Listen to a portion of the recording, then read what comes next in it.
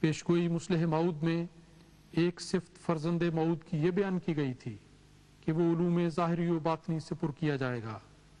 اس پہلو کا ایمان افروز ظہور اس طور سے ہوا کہ اللہ تعالیٰ نے حضرت مصلح موعود کو دنیاوی ڈگریوں کے بغیر اور نہایت کمزور صحت کے باوجود دینی اور دنیاوی علوم سے مالا مال کر دیا۔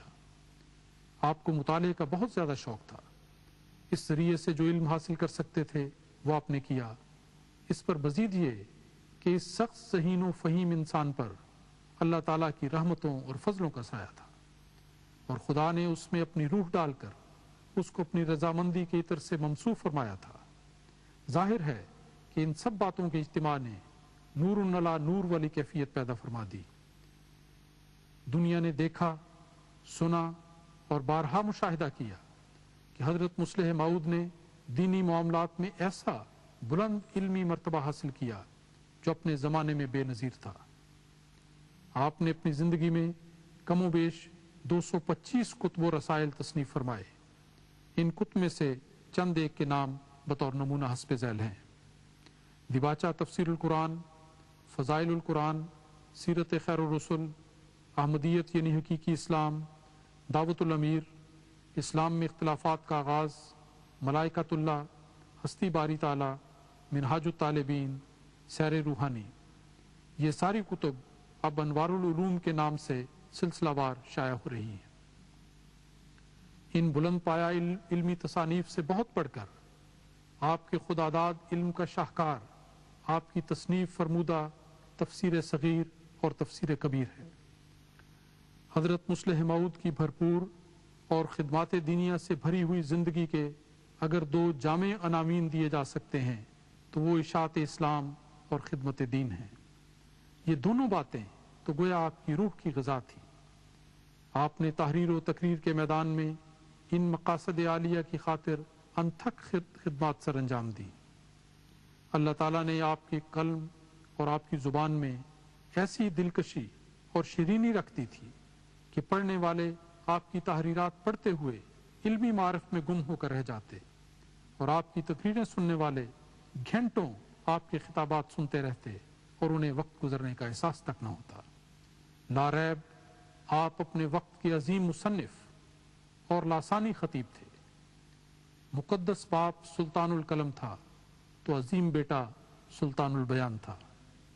حق یہ ہے کہ حضرت مصلح موعود نے اپنی ساری زندگی اور ساری خداداد صلاحیتیں اس راہ میں وقف کر دی۔ 1924 کا سال حضرت مصلح موعود کی زندگی کا ایک اہم سال ثابت ہوا۔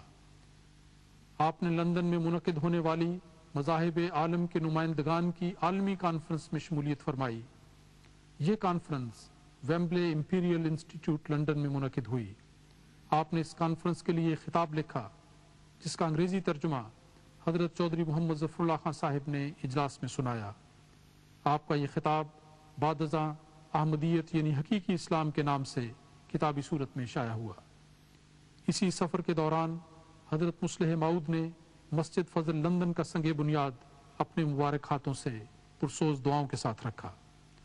یہ سنگ بنیاد گویا یورپ بلکہ ایک لحاظ سے ساری دنیا میں اشاعت اسلام کی عالمگیر مہم میں ایک سنگ میل ثابت ہوا، کیونکہ لندن میں تعمیر ہونے والی اس سب سے پہلی مسجد کی تعمیر کے بعد تو اکناف عالم میں مساجد اور تبلیغی مراکز کا ایک سلسلہ شروع ہو گیا جو اللہ تعالیٰ کے فضل و کرم سے ہاران بڑھتا چلا جا رہا ہے۔ مسجد فضل لندن اللہ تعالیٰ کے فضل سے مغرب کے بت قدے میں اسلام کی ایک مشعل فروزاں ہے، ایک منبع نور ہے جو ساری دنیا میں تبلیغ اسلام کا مرکز بنی ہوئی ہے۔ اشاعت اسلام کی ان ہماگیر کوششوں کی برکت سے اللہ تعالیٰ کے فضل و کرم سے جماعت احمدیہ کا تشخص دنیا کے کونے کونے میں متحقق ہو چکا ہے، اور اس کے ساتھ ساتھ حضرت مصلح موعود کا مبارک نام بھی دنیا کے کناروں تک شہرت پا گیا ہے۔ خدمت اسلام کے سلسلے میں حضرت مصلح موعود کا ایک اور بہت ہی نمایاں کام 1928 میں سیرت النبی صلی اللہ علیہ وسلم کے مبارک جلسوں کا آغاز ہے۔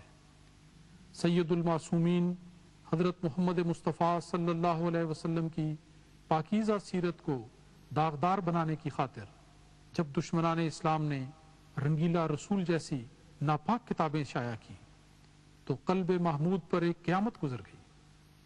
آپ نے اس ناپاک اور ظالمانہ کوشش کے مثبت اور مؤثر جواب کے طور پر سارے ملک میں سیرت النبی صلی اللہ علیہ وسلم کے جلسوں کا اہتمام کروایا۔ ایسی شان سے یہ جلسے منعقد ہوئے کہ کریا کریا اور بستی بستی حبیب خدا محمد مصطفیٰ صلی اللہ علیہ وسلم پر درود و سلام سے گونج اٹھے، اور بعد میں یہ سلسلہ اور بھی وسیع ہو گیا۔ لاکھوں درود و سلام ہوں حبیب کبریا حضرت محمد مصطفیٰ صلی اللہ علیہ وسلم پر کہ آپ کے مبارک نام احمد کی برکت سے ایک غلام احمد کو آپ کی غلامی کی برکت سے امتی نبوت کا تاج پہنایا گیا۔ پھر اس غلام احمد کو اللہ تعالیٰ نے اپنے وعدے کے موافق ایک فرزند موعود سے نوازا جو ان ساری صفات کا مصداق ثابت ہوا جس کا مقدس پیشگوئی میں ذکر تھا۔ کلام اللہ کا مرتبہ کس شان سے پورا ہوا کہ پیشگوئی کا ایک ایک حرف اس پر صادق آیا اور ایک ایک بات کلام اللہ کی صداقت پر گواہ ٹھہری۔ حق یہ ہے کہ پیشگوئی کا اس طور پر ایمان افروز ظہور ہمیشہ ہمیش کے لیے صداقت اسلام کا ایک زندہ جاوید نشان ہے۔ حضرت مصلح موعود تو انسان ہونے کے ناطے اس دنیا سے فائز المرام رخصت ہوئے اور اپنے نفسی نقطہ آسمان کی طرف اٹھائے گئے، لیکن یہ آسمانی نشان ہمیشہ زندہ رہے گا، اور حضرت مصلح موعود کی حسین یاد بھی اس نشان کے ساتھ ہمیشہ زندہ رہے گی کہ یہ عظیم الشان پیش خبری آپ کے وجود میں بڑی شان سے پوری ہوئی اور اس کے فیوز قیامت تک جاری و ساری رہیں گے۔ خود آپ نے فرمایا تھا، ایک وقت آئے گا کہ کہیں گے تمام لوگ ملت کے اس فدائی پہ رحمت خدا کرے۔ حق یہ ہے کہ یہ بات اب حقیقت کا روپ دھار چکی ہے، اور ہم یوں کہتے ہیں کہ اب وقت آ گیا ہے کہ کہتے ہیں حق شناس ملت کے اس فدائی پہ رحمت خدا کرے۔ ترک کرو